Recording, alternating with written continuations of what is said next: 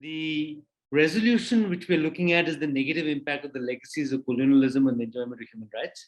And what this panel is going to try and do is try and indicate, try and show, try and demonstrate to everybody the fact that among the negative legacies of colonialism on the enjoyment of human rights is the negative legacy with respect to the rights of persons of diverse SOGIESC orientations.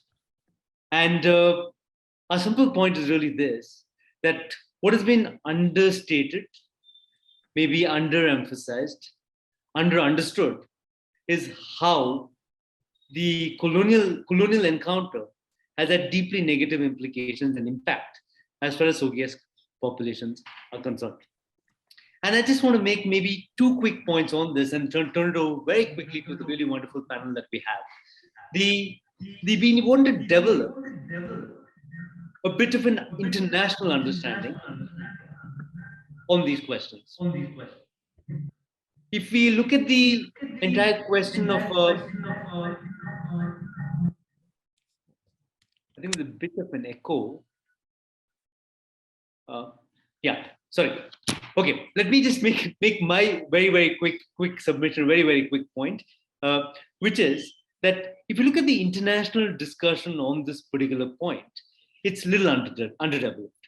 Victor is here and he's an expert in terms of the Latin American context of how far the entire discourse on apology, truth, reparations has gone in the context of mass crimes. We haven't had a similar strong, powerful discussion with respect to both the truth and the acknowledgement of the truth of what happened to SOGIESC populations around the world due to the colonial encounter, as well as obviously the entire question of reparations as far as this entire harm is concerned. I just want to make one quick point which will indicate maybe why this is such an important issue and leave it at that and open it out to a really wonderful panel. In the Indian context, post the intervention of Theresa May delivered a speech in the Commonwealth Human Rights Conference where she made the point that across the world, discriminatory laws made many years ago continue to affect the lives of many people, criminalizing same-sex relations and failing to protect women and girls. She said, I'm all too aware that these laws were often put in place by my own country. They were wrong then, and they're wrong now. As the UK's Prime Minister, I deeply regret both the fact that such laws were introduced and the legacy of discrimination, violence, and even death that persist today. Why this apology or this regret is important is post the regret being expressed by the then Prime Minister, it was picked up by the Indian Supreme Court in its decriminalization judgment. So the simple point I'm making is what the value of an apology or the value of even a regret is it has consequences with respect to knowing the truth of what happened. It has consequences with respect to breaking the silence on how LGBT people have been affected by the colonial encounter. It has consequences to ensure the entire question of reparation as far as the LGBT, as far as the SOGIESC populations are concerned, and also very importantly, it has consequences for the guarantee of non-recurrence. The point again is the apology or the regret by Theresa May is picked up by the Indian Supreme Court and the law finally goes. So we think it's a very important strategy of opening out this entire discourse or discussion on how SOGIESC populations are impacted by colonialism. To help us take this discussion a little further, without further ado, I'll hand it over to our first really wonderful speaker, Dr. Samar Habib, who's a writer, researcher, and scholar of international standing in the area of gender and sexuality, with her work centering on the Middle East and the North African diasporas. Samar, the floor is yours now. Thank you kindly. And I want to thank Jin for the invitation to share my opinion on this issue. It's an honor to be in the presence of my fellow panelists, Arvind, a moderator, and the audience, both in Geneva and online. And for those of you who are familiar with my research, you know that my focus is mostly on the Arab world, which also happens to be majority Muslim. So while most of my remarks are about Muslims, majority Muslims, I myself am from a secular Christian family, and I certainly want to include non-Muslims in that, under the umbrella of Arab world. A lot has changed since I published my first book on gender and sexual variance in the Middle East 15 years ago. Since that time, we've seen an explosion in LGBTIQ Muslim organizing around the world. And it was really facilitated by the internet and the ability of people to connect and organize discreetly. We've seen LGBTIQ Muslims publish books about themselves, release feature films, open inclusive mosques where transgender women pray alongside cisgendered women and men, for example. But most of this kind of activity that's visible typically comes from Muslims living in the global north, with some exceptions in South Africa and Australia. And the point I'm trying to make here is that you need political stability and you need democracy for a nation to be in a position where its minorities can feel safe enough to organize and advocate for their rights. And what colonialism set the stage for, and imperialism is continuing to do, is create a geopolitical situation where peoples are not able to be self-determining. We endlessly complain about the dictatorships in countries like Iran and militant Islamist groups like Al-Qaeda, but we conveniently forget the role Western countries have played in getting us to where we are today. In the Iran example, British-controlled Iranian oil was the centerpiece that led to political conflict and the unseating of Iran's last democratically elected prime minister, Mohammad Mossadegh, in 1953. In the face of a communist threat in Afghanistan, it was primarily the US and UK that trained and funded Al-Qaeda's Mujahideen. When British Army General Sir Mark Sykes said in 1915, when he was looking at a map of what is called the Middle East, when he said, I should like to draw a line from the E in Acre, pronounced Akka, which is in northern Palestine, to the K in Kirkuk, in English it's written Kirkuk, which is in Iraq. He was in the process of creating a geopolitical reality that would eventually lead to the rise of the Saddam Hussein regime or the dictatorship. And then also, in a way, he set the stage for the subsequent bloodshed and death of nearly 1 million innocent Iraqi civilians after the toppling of that regime through an invasion by the United States that could never be justified. So you can see how the Arabs of the last 200 years cannot win. For first, their lands and resources are appropriated, and British or French occupying forces maintain the peace, but retain no political power. And then they create these artificial nations with artificial borders on their way out that are suddenly forcing people who have no kinship to each other to operate as a single nation, like Iraq. And another example that I have lived is Lebanon. And also, never mind about granting land that they have no right to grant to install artificial nation states with mass migrations. So with those conditions, the ground is then rife for dictatorships to form, so they can suppress populations. And in the event where the people do succeed in creating a democracy, if that democracy does not align with the interests of imperialist nations, that democracy is destroyed and dictators are installed. At the height of Arab civilization, which is often referred to as the Islamic Golden Age, gender and sexual variance was a widely observed and reported phenomenon. There were medical and literary discussions about the lives of people who love or sexually interact with members of the same sex. There were famous same-sex attracted individuals like Al-Khalifa al-Amin, and who's the son of Harun al-Rashid, or the poet Abu Nawas, who was the court poet for Harun al-Rashid. And there was a spectrum of opinions. Some were for and others were against. And here are a couple of examples. In a 9th century document, a scholar describes same-sex sexual interactions and gender atypical behaviors in pigeons. And he sums all this up by saying these are the same behavioral characteristics that he has seen among women and men of his time. So this is an example where homosexuality and gender variance are attributed to nature, to the natural world. There's nothing moralistic about these considerations. An 11th century Muslim jurist named Ibn Hazm also tells us that when it comes to same-sex sexual behavior, some tribes of his time permitted it. They didn't have rules or punishments against this. They said it was okay, while others did have rules and punishments. And then he goes on to argue against punishments, not for punishments, against punishments. And so what happened to that Arab world, over 1,000 years ago? Well, the Mongolian conquest came in the 13th century. The Abbasid Caliphate collapsed. And shortly after that, the Ottoman Empire ruled over the Arab world for 600 years.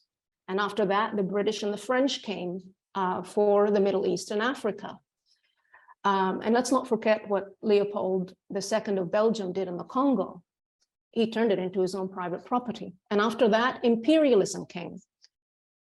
And it came to continue the legacy of colonialism. So if you want to ascend to a world where humanity understands how critical self-determination is to world peace and to achieving universal human rights for everyone, for LGBTIQ individuals, for women, for children, for men, perhaps even extending those rights to animals, forests, and rivers so we can live sustainably on this planet, then it wouldn't hurt to begin with an apology for the dimness of spirit with which military generals of the 19th and 20th century have pillaged and plundered the natural world, and in that process, set the stage for geopolitical mayhem. One symptom of which is the persecution of gender and sexual minorities at the hands of oppressive regimes. Thank you. Thank you so much, Dr. Samar, for the really wonderful way of getting in the wider history of colonialism with the specific impact as far as the SOGIESC LGBT populations are concerned. Without further ado, I'll hand it over to Dr. Nontando Hadebe, who's a Southern African Catholic feminist theologian and the coordinator of the Circle of Concerned African Women Theologians. Dr. Nontando, the floor is now yours. Thank you very much. I also want to acknowledge Jin and also the previous speaker. In this topic of colonialism, I think when we're thinking of Africa and the centuries of the slave trade, as well as the Berlin Conference, where the African continent was just divided and given away. But I want to focus very specifically on the reality of the experiences of LGBTIQ persons. I'll begin with a quotation from Amnesty International. It says, the last decade has seen unprecedented rise in the levels of discrimination and violence directed towards lesbian, gay, bisexual, transgender, and intersex people in sub-Saharan Africa. They face persecution, vilification, forcible eviction from their homes because of who they are, being kicked out of churches, and other ill treatment while in detention include rape, beating, stabbings, being branded pedophiles, accused of recruiting children into homosexuality, accused of sorcery, disowned by their own families, public denigration by politicians and political parties, and blame by religious leaders for society's economic and social ills. So we are talking about something current, happening, discrimination and violation. So we move on to the accountability of the colonial legacy. And I want to look at the three pillars of power during the colonial legacy that brought together what we are experiencing today, a world and a social way of being that is exclusionary and violent. So you have the legal framework, the penal codes that criminalized homosexuality and any other form of gender expression. And then you had the religious teachings that taught that sojourn rights and personhood is against God's will and the teachings of the church. And so I just quote from the Catechism of the Catholic Church, where it says, homosexuality refers to relationships between men or between women who experience an exclusive or predominant sexual attraction towards people of the same sex. It has taken a great variety of forms through the centuries, based itself in sacred scripture, which presents homosexual acts as acts of grave depravity. Tradition has always declared that homosexual acts are intrinsically disordered. They are contrary to the natural law. They close the sexual act to the gift of life. They do not proceed from a genuine affective and sexual complementarity. Under no circumstances can they be approved. And you can read this now, even right now in 2022. So you have the penal code, you've got the Christian church, and then you also have medicine. So the three pillars there, the pathologizing of LGBTIQ identities. So if we look at the DSM, the Diagnostic and Statistical Manual of Mental Disorders, homosexuality was officially classified as a mental illness, and that was removed in the 1970s. So you can imagine a world in which this is what colonialism created, and on all levels, legal, supported by church, and also supported by medicine. If you look at what is missing in this narrative, you see that indigenous knowledge and the voices of LGBTI people are missing.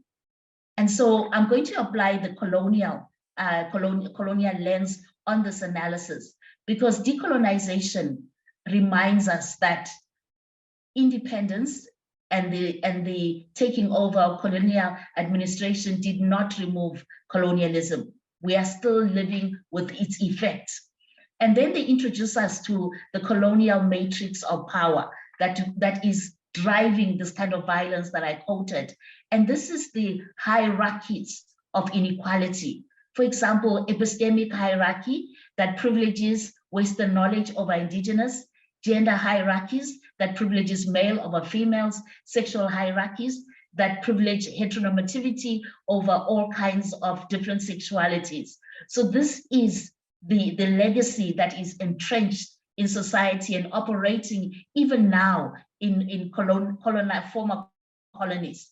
And decolonial theories press us to reclaim indigenous knowledge, the histories of people, the wisdom of people, the knowledge of people. And what we are seeing more and more is in the claiming of indigenous knowledge is research that shows, as the first speaker mentioned, that in traditional African societies, people knew about sexual diversity, and there were different roles. So there were no houses that locked people up or criminalized, because of the whole ethic of Ubuntu, that a person is a person through others, and the respect of human dignity.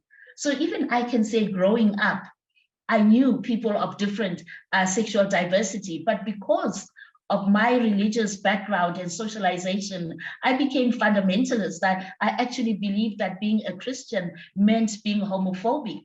Fortunately, I was liberated through liberation theologies and the dignity of human beings to be able to see just how dangerous the teachings of the church can be in contributing to a state of the state that I read.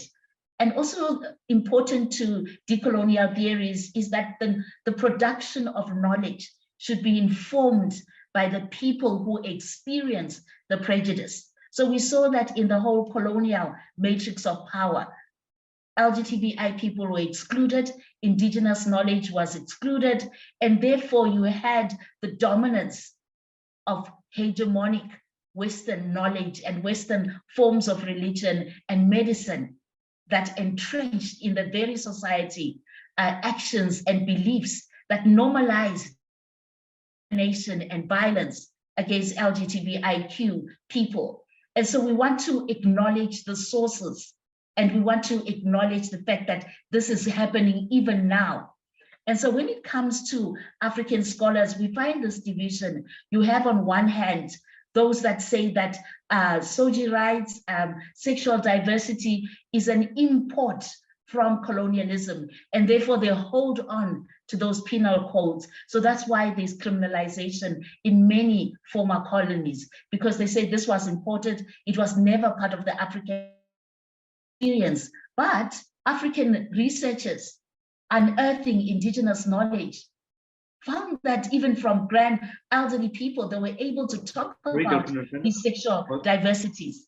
Oh, I need to close. They were able to talk about these as part of the norm, of the way in which there was an integration and an understanding and no violence. So what do we call upon? We call upon the acknowledgement of responsibility, that what I read, the list of violation and discrimination, has to be laid at the table of colonial powers, and they need to plead guilty as charged and be able to do a restorative work with the voices of LGBTIQ to reverse this culture of violence and to make sure that the human is upheld. So colonialism, guilty as charged. Thank you, Dr. Natano. Again, fantastic presentation looking at the three pillars through which colonialism really impacts as far as the LGBTQ population is concerned. Without further ado, I'll hand it over to Elizabeth Kirkare, who is an MP from New Zealand of Maori descent, who is an activist and a scholar. We're deeply thrilled to have you here. Please, the floor is yours. Oh, greetings, everybody. Ngā mihi aroha kia koutou katoa. It is so wonderful to see you. I look forward to the time we can do this in person. Yes, on my father's side, I am Māori, Indigenous people of Aotearoa, New Zealand. And on my mother's side, I hail from County Clare, County Tipperary in Ireland. The British have a lot to answer for. As Māori, we were some of the last people. We were the last people that the British colonized. We like to say they came to us and said, we've had enough, we can't do this anymore. But what it does mean is even though we have suffered the same impacts as Indigenous people across the world in terms of our sexuality, our lives being completely overturned, our frameworks, our language, all of those things, our land being stolen from us, they pathologized us, they criminalized us, they tried to pretend we never existed. However, they failed, they are still failing. And despite the systemic and institutional discrimination that many of our people with diverse genders, sexualities, and sex characteristics face, we continue to fight, we continue to resist. When you talk about the mechanisms of the human rights and the way that we can use that, it's that we understand how those processes work, and exactly as the previous speaker just said, we use our Indigenous frameworks, we use our language, because that is the harm they caused. They tried to say that we never existed in our own country, which has never been true. And so to repair that, to heal from that, we must use our own languages. And I honor all of the languages, the histories and spiritualities that all of you are here today bring into this room, into this space. You honor all of us. Now, one of the ways my organizations, the things that I've been involved in, have looked to work inside our country. I founded Te Whanawhana 21 years ago now for Takatapui. We are Indigenous people, Māori, who have diverse genders, sexualities, sex characteristics, so that we could find a way that we could organize that honored our culture and our language and our spirituality, but also how we identified and who we loved. And this has been key to us being able to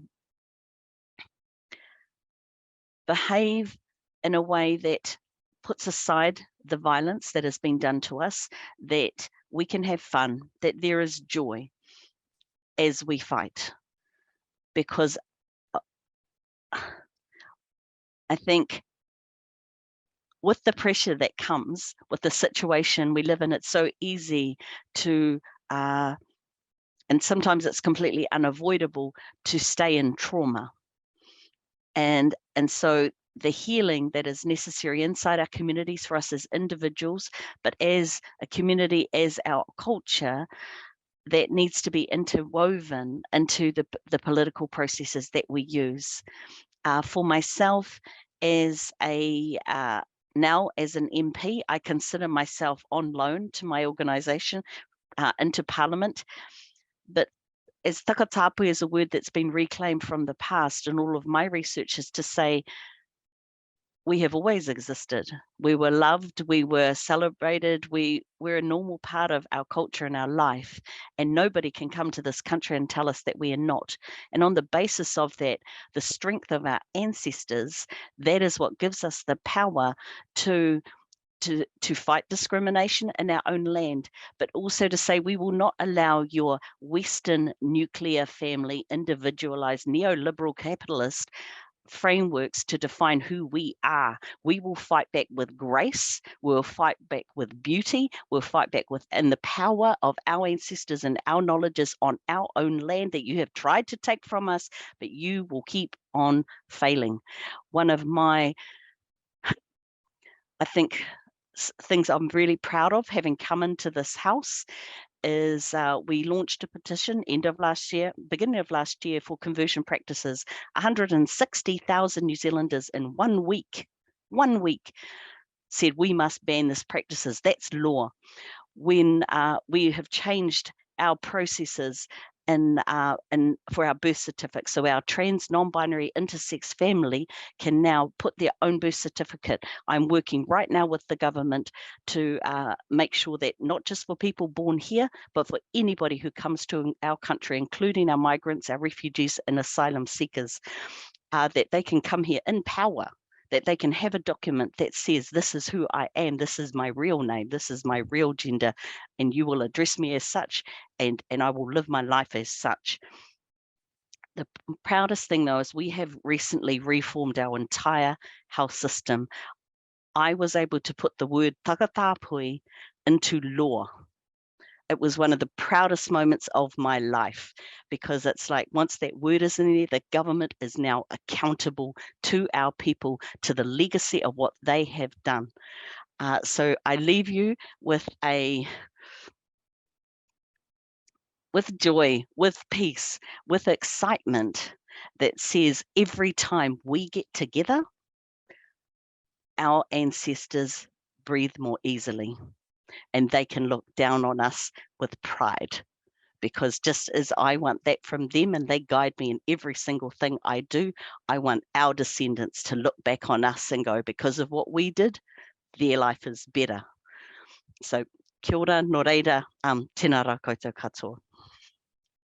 Thank you, Dr. Elizabeth, for the really moving, really eloquent invocation of the history of your land and your people, and of how you've seen the fact that LGBTQ people have been a part of the ancient history of your people. That's really powerful, very, very, very moving as far as all of us are concerned.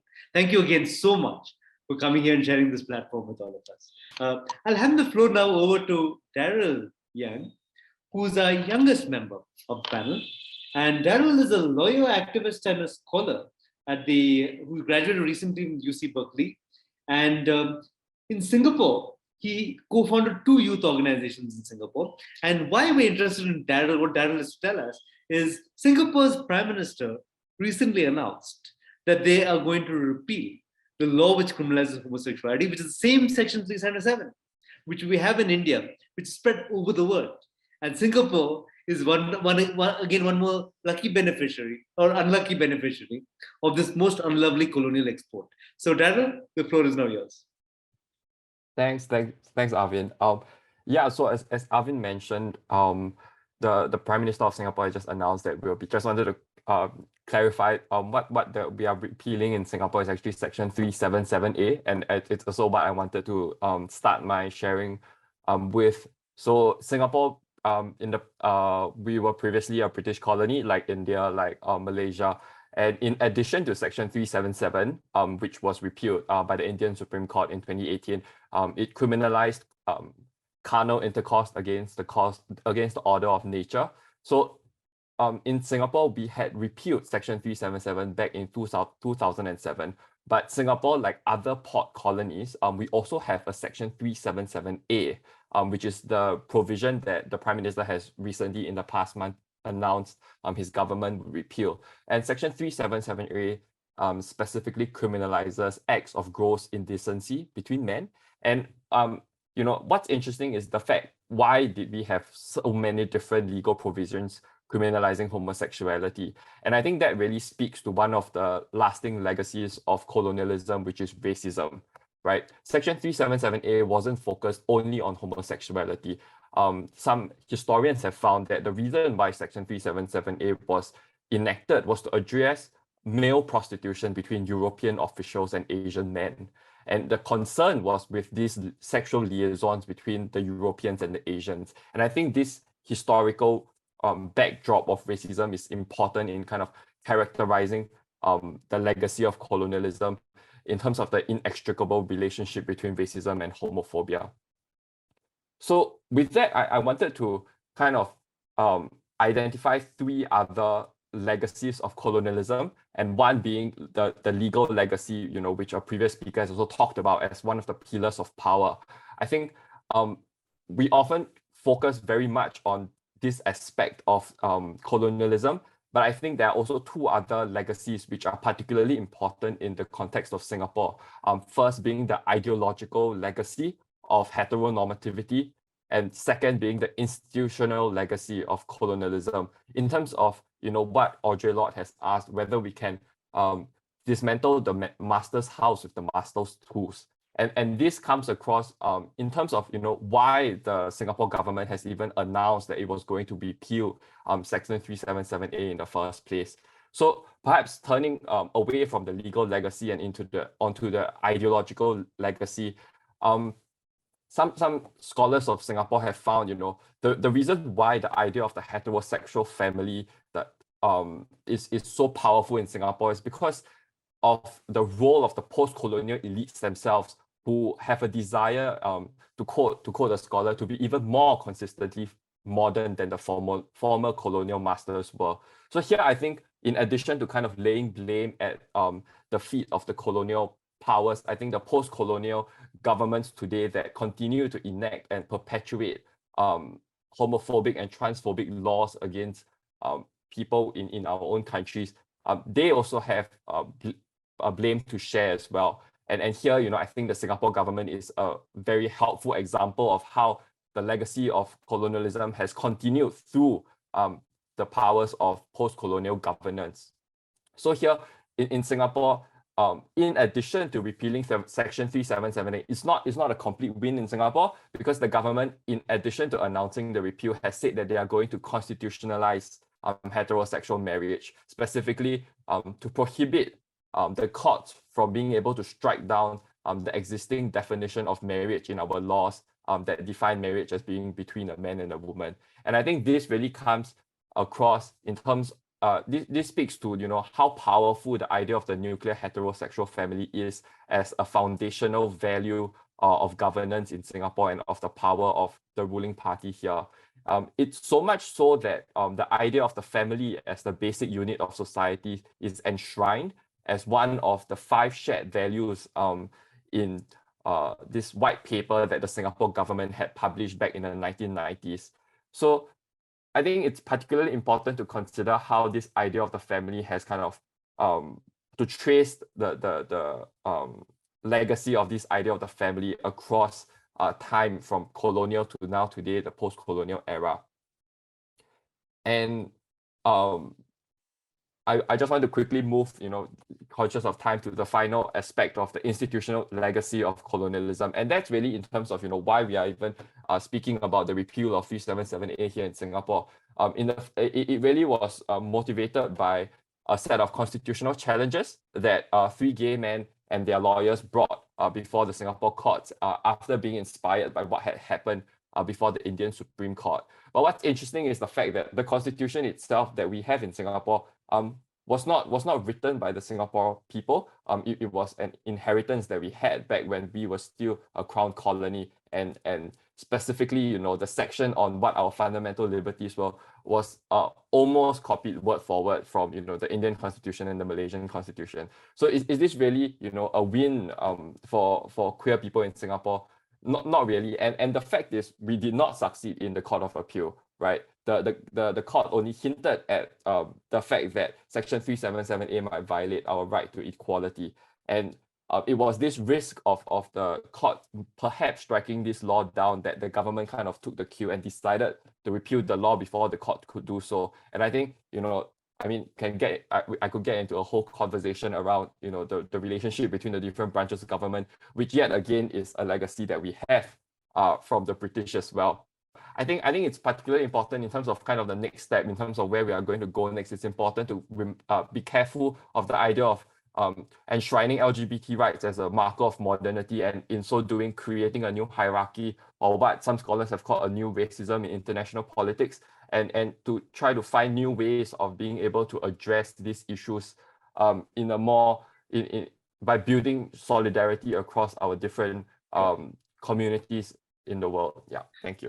Thanks, Daryl. Thanks, Daryl. Fantastic. One quick point about what you made is the fact that our countries are equally responsible, and the apology question is as much about Singapore and India as it is about UK and France. Without further ado, Victor, the floor is now yours. Thank you very much. And of course, I want to thank Daryl, Elizabeth, Nontando, and Samar for their very insightful presentations. I've learned a lot, which is a very good place to be, given that, as you know, I'm about to embark in an inquiry about the impact of colonialism in the construction of social mores around perceptions and mores around sexual orientation and gender identity. I have promised the organizers that I would be speaking very, very little, very much contrary to my nature. And I just wanted to actually mention a couple of things that I think hopefully will be thought-provoking as they have been to me. The first one is, I think that what we are perceiving from the presentations and what we see is that what we are really speaking about is mechanisms of power and the way in which power operates at the service of a goal, be it economic creation, subjugation, be it the instrumentalization of sexual orientation and gender identity at the service of a different goal.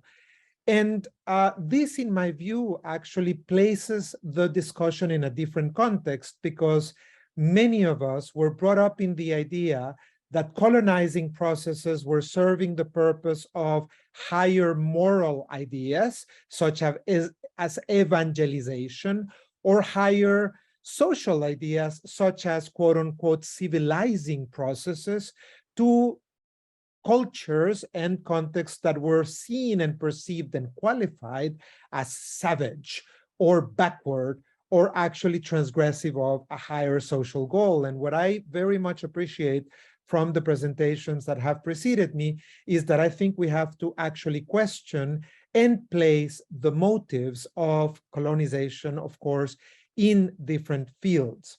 The mechanisms, of course, we have seen institutional legacies, as Daryl was describing, legacies of creation of ideological frameworks. Now, to me, what I hope to just underline is that on one hand, we have the motive. On the other hand, we have the way in which sexual orientation and gender identity has been instrumentalized. I remember very well my studies in Mozambique about the way in which tribal structures were fought by the imposition of the nuclear family, and therefore enabling Portuguese domination of different regions of the country by basically weakening the structures of resistance. And finally, we move on to the dialogues of reparation that also have been mentioned by Arvin so clearly at the beginning of the exposition. To me, all of this forms the basis for an inquiry that I'm hoping to carry out over the next year. And as you know, this will be the last report that will be presented by the mandate to the General Assembly of the UN in October of 2023. And Arvin and Yaya and Tony, the organizers, I hope that you will forgive me by just making an announcement that there will be a call for inputs for that report in January and February of 2023. And that I hope that all of these rich ideas and discussions will be also the basis for considerations for all of you to present inputs for that report that I'm hoping will be yet another contribution to this fundamental discussion. To all of you, thank you so much. This will be part of my considerations, and I'm just thanking that you shared your knowledge so generously around the room today. Thank you so much. Thank you, Victor, for that really fantastic way to really end the entire discussion, to basically make the point that there is a way forward, which is really where we're getting to. The entire purpose of, I think, Yaya's point of organizing this particular side event is saying that, yes, we need to take this discussion forward, both on the entire question of truth, on the entire question of justice, the entire question of reparations, and what Daryl indicated, the entire question of non-recurrence as well. So that's, I think, what I have to say on the concluding part of it.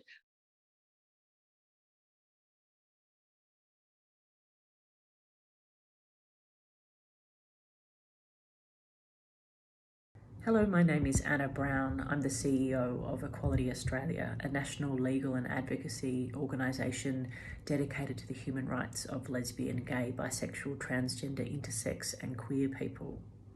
Thank you so much for allowing me to deliver a message to you today by video.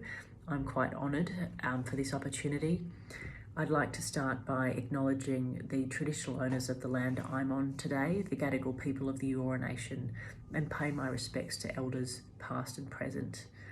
I'd also like to acknowledge the ongoing impacts of colonisation, not just on Australia's First Nations peoples, but also Indigenous peoples around the globe. Today I'm here to talk to you about a case study, Australia's experience in coming to terms with and reckoning with a dark chapter of its history, the criminalisation of same-sex relations. What we saw in Australia was the importation of British colonial laws. So an impact of colonisation in this country was the criminalisation of lesbian, gay, bisexual people, and in some forms of gender expression and gender identity as well. So after inheriting these laws from Britain, we had states and territories in Australia slowly repeal, thankfully, the laws one by one. The last jurisdiction to repeal its criminal laws for homosexual acts was Tasmania in 1997, and that was following the now infamous case of Toonen, which was obviously considered by the UN Human Rights Committee way back when. Years later, Australia began to reckon with, I guess, the untold story of the ongoing impact of those unjust laws of the past. And that was the older gay men, largely, some men who had sex with men back in those times, who were living with the shame and stigma, but also the practical barriers to volunteering, work and travel presented by a criminal record for conduct that was no longer unlawful in Australia. So I was assisting a number of clients who had these convictions, and we started to tell their stories publicly in the media. These brave men shared their experiences of emotional distress, carrying deep, dark secrets. Some of them felt unable to even tell their loved ones and shared their stories with me anonymously with the media eventually. But also what really struck me was the ongoing emotional and psychological toll of these criminal convictions, which really cast a shadow on the lives of these men. The happy news is that what we saw in Australia was a number of schemes introduced at the provincial or state level. We saw state parliaments enact schemes to allow these offences to be expunged or extinguished, and in doing so, allowing these men to wipe the slate clean and no longer carry that burden of the criminal convictions and the record that continued to plague their lives long after decriminalisation. In Victoria, we also saw a world first apology by the state for these unjust laws of the past.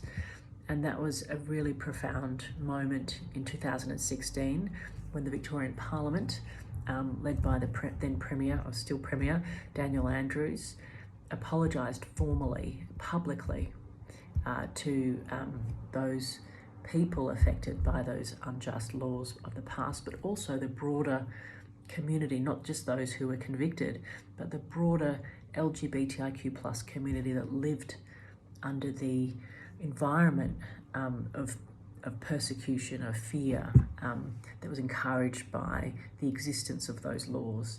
So it was a really profound moment of validation and affirmation for our communities.